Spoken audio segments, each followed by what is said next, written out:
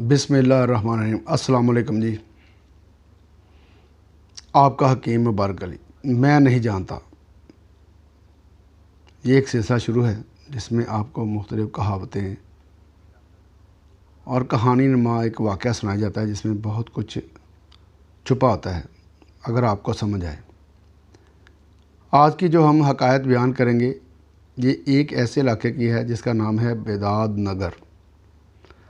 इसमें एक गुरु और एक चेला है जो उसमें दाखिल होते हैं और उनके साथ क्या होता है इसके बारे में ये हकायत है।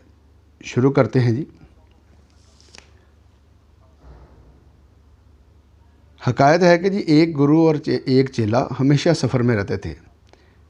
इत्तफाकन सफ़र करते हुए एक शहर बेदाद नगर में जा पहुँचे। वहाँ तमाम अशियाए खुर्दनी का रेट टके सेर था, यानी कि जो खाने पीने की चीज़ें होती हैं उनका रेट टके सेर था, यानी कि बहुत ज़्यादा सस्ती थी। गुरु ने जब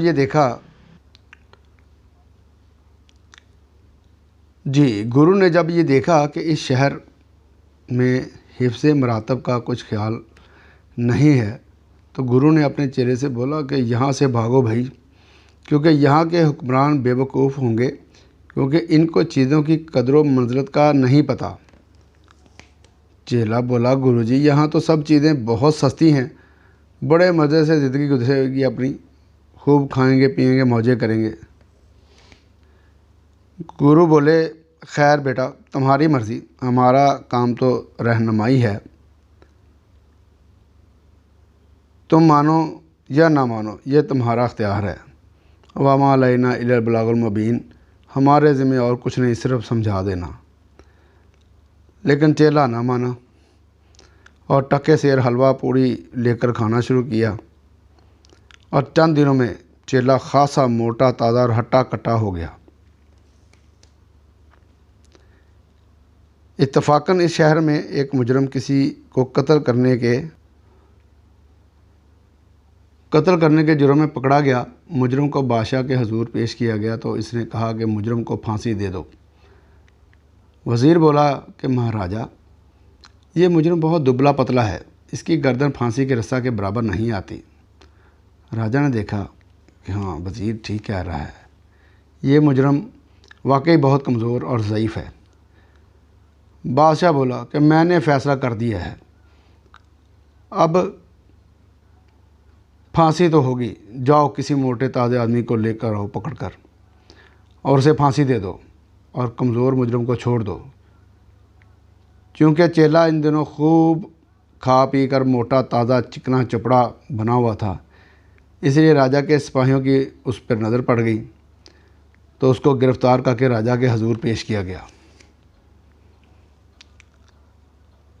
राजा ने भी उस चेले को देखते ही कहा कि हाँ ये शख्स फांसी के लायक है, इसकी गर्दन काफ़ी मोटी ताज़ी है, फांसी के रस्सा के बराबर आ जाएगी। चेला बड़ा हैरान हुआ और परेशान हुआ कि जनाब मेरा क्या कसूर है।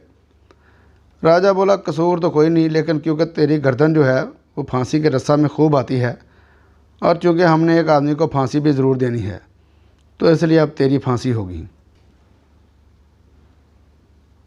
चेले ने बहुत शोर मचाया कि ये नाइंसाफ़ी है जनाब, कि जुर्म किसी ने किया और सज़ा मुझे दे रहे हैं, मगर किसी ने इसकी बात ना सुनी।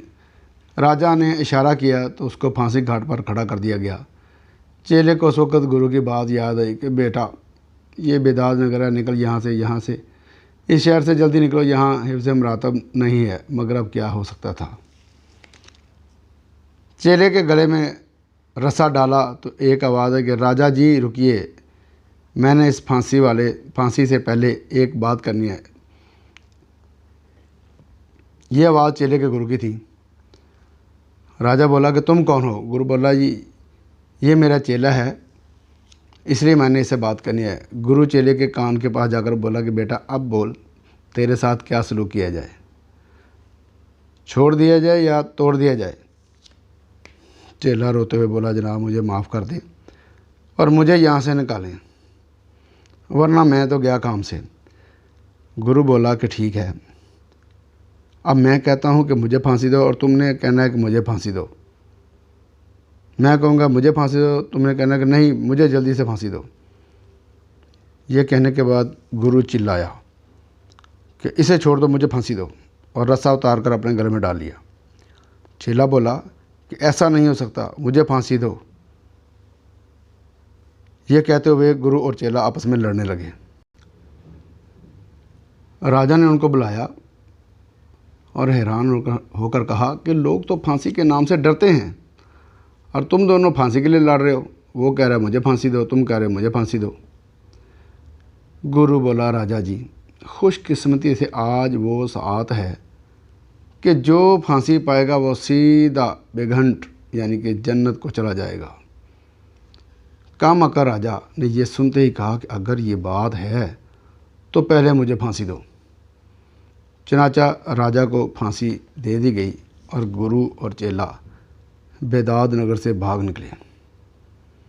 तो जनाब, ये बात हमेशा याद रखिएगा कि जिस काम के लिए जो चीज़ बनाई गई है उसे वही काम लो, वरना हिफ्ज़ मरातब में फ़र्क आएगा और हिफ्ज़ मरातब तोड़ने में इस चेला की तरह सज़ा पाओगे। वारिस शाह दा बोलना भेत अंदर, दानिशमंद लई गौर ज़रूरी है। आपका हकीम मुबारक अली। अस्सलामु अलैकुम वरहमतुल्लाहि वबरकातुहू।